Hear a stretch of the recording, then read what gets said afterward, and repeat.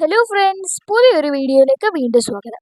ഈ ലോകത്തിലെ ഓരോ രാജ്യത്തിനും ഓരോ കറൻസിയാണുള്ളത്. അതുപോലെ തന്നെ ഇവയുടെയൊക്കെ മൂല്യവും വ്യത്യസ്തമാണ്. എല്ലാവരുടെയും ഒരു പൊതു ധാരണ എന്താന്ന് വെച്ചാൽ അമേരിക്കയിലുള്ളവരാണ് ഏറ്റവും സമ്പന്നരെന്നും അതുപോലെ തന്നെ US ഡോളറിനാണ് ഏറ്റവും കൂടുതൽ മൂല്യവും എന്നാണ്.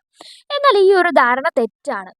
അപ്പോൾ നമുക്കിന്ന് ഈ വീഡിയോയിലൂടെ കുറച്ച് സമ്പന്ന രാജ്യങ്ങളുടെ കറൻസിയുടെ മൂല്യം എത്രയാണ് എന്നുള്ളതൊന്ന് നോക്കാം. ആദ്യത്തേത് കുവൈറ്റ് ദിനാറാണ്. ഈ ലോകത്തിലെ മൊത്തം എണ്ണ വിതരണം ചെയ്യുന്ന ഒരു രാജ്യമായതുകൊണ്ട് തന്നെ ലോകത്തിലെ ഏറ്റവും കൂടുതൽ മൂല്യമുള്ള കറൻസിയും ഇവരുടെയാണ്. ഒരു KD അഥവാ ഒരു കുവൈറ്റ് ദിനാർ എന്ന് പറയുന്നത് 271 ഇന്ത്യൻ റുപ്പീസ് ആണ്. അതായത് ഒരു ദിവസം നമ്മൾ കുവൈറ്റിൽ ഒരു KD സമ്പാദിക്കുകയാണെന്നുണ്ടെങ്കിൽ ഇന്ത്യയിൽ അതിന്റെ മൂല്യം 271 രൂപയാണെന്ന്. രണ്ടാമതായിട്ട് ബഹ്റിൻ ദിനാറാണ്.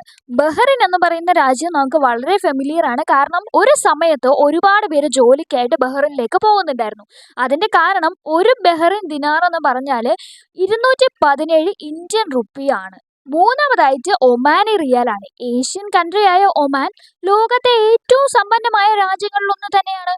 ഒരു ഒമാനി റിയാൽ നിങ്ങൾ സമ്പാദിക്കുകയാണെന്നുണ്ടെങ്കിൽ 216 ഇന്ത്യൻ റുപ്പിയാണ് അതിന്റെ മൂല്യം എന്ന് പറയുന്നത്. നാലാമതായിട്ട് ജോർദാൻ ദിനാറാണ്. ഏഷ്യൻ കൺട്രിയായ ജോർദാനിലെ ഭൂരിഭാഗവും മരുഭൂമിയാൽ ചുറ്റപ്പെട്ട് കിടക്കുകയാണ്. അപ്പോൾ ഒരു ജോർദാൻ ദിനാർ എന്ന് പറയുന്നത് 117 ഇന്ത്യൻ റുപ്പിയാണ്. അഞ്ചാമതായി ബ്രിട്ടീഷ് പൗണ്ടാണ്. ബ്രിട്ടീഷിന്റെയും ബ്രിട്ടീഷിന്റെ അധീനതയിലുള്ള ടെറിട്ടറികളുടെയും എല്ലാം ഒഫീഷ്യൽ കറൻസി എന്ന് പറയുന്നത് ബ്രിട്ടീഷ് പൗണ്ട് തന്നെയാണ്. ഒരു ബ്രിട്ടീഷ് പൗണ്ട് എന്ന് പറയുന്നത് 105 ഇന്ത്യൻ റുപ്പീസ് ആണ്. ആറാമതായിട്ട് കെയ്മാൻ ഐലൻഡ് ഡോളറാണ്. കെയ്മാൻ ഐലൻഡ് എന്ന് പറയുന്നത് ബ്രിട്ടീഷിന്റെ ഒരു ഓവർസീസ് ടെറിട്ടറിയാണ്, നമ്മുടെ ലക്ഷദ്വീപ് ഒക്കെ പോലെ.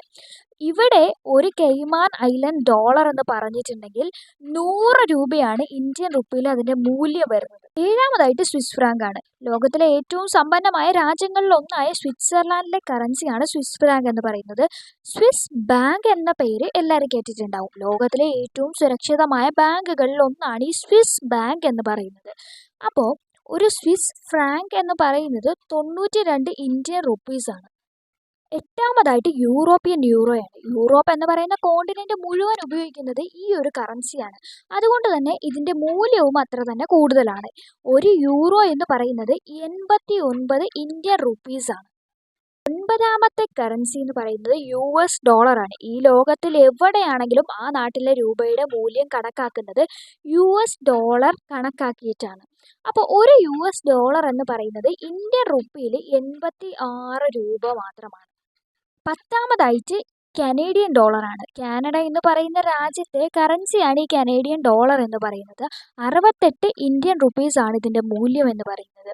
അതായത് ഒരു ദിവസം നമ്മൾ 100 കനേഡിയൻ ഡോളർ പണിയെടുത്ത് സമ്പാദിക്കുകയാണെന്നുണ്ടെങ്കിൽ ഇന്ത്യയിൽ അതിൻ്റെ മൂല്യം 6800 രൂപയാണ്.